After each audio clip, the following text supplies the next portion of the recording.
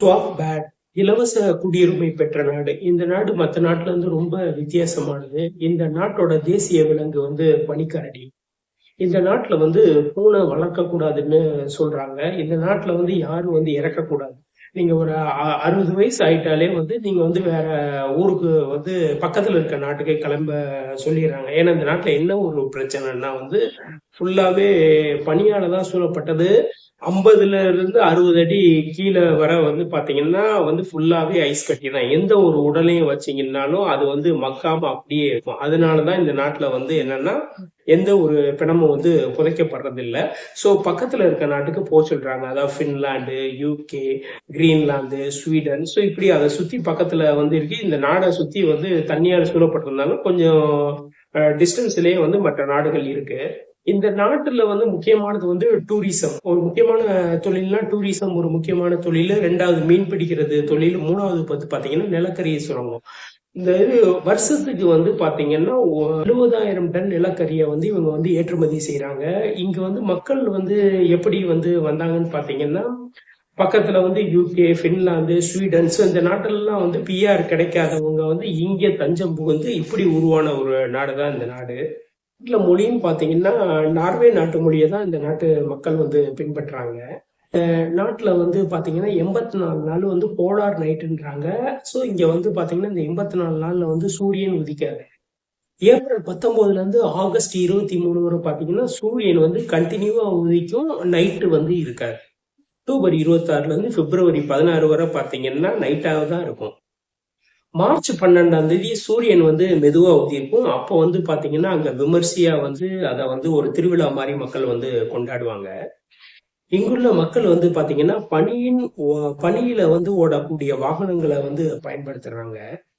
ஊர் வந்து பாத்தீங்கன்னா பூமியோட வடதுருவ பகுதியில இருக்கிற கடைசி நகரம். அதனால வந்து இங்க வந்து பாத்தீங்கன்னா குறைந்தபட்ச வெப்பநிலைனா -40°C, அதிகபட்ச வெப்பநிலைனா 7°C. அதுக்கு மேல தாண்டறது இல்லைன்னு வந்து சொல்றாங்க.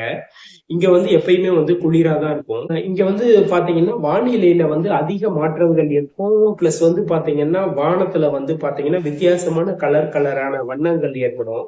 இது ஏன் அந்த மாற்றங்கள்னா வடதுருவ பகுதியில வந்து கடைசி நாடு அதுதான். ஸோ அதனால வந்து இது பேசிக்காவே இயற்கையாவே வந்து என்னன்னா மற்ற நாடுகளை விட இந்த நாடு வந்து ரொம்ப டிஃபரன்ஸா இருக்கும். ஸோ இதனாலதான் இந்த நாட்டுக்கு வந்து ஏராளமான வந்து சுற்றுலா பயணிகள் வர்றாங்க. அங்க வந்து ஏர்போர்ட் வந்து ஒரு ஏர்போர்ட் இருக்கு. அந்த ஏர்போர்ட் வந்து மூடிதான் இருக்கும். சுற்றுலா பயணிகள் வர்றாங்கன்னா மட்டும்தான் அந்த ஏர்போர்ட்டே வந்து திறப்பாங்க. மக்கள் வந்து பாத்தீங்கன்னா தனியா போறாங்கன்னா துப்பாக்கி வச்சிருப்பாங்க.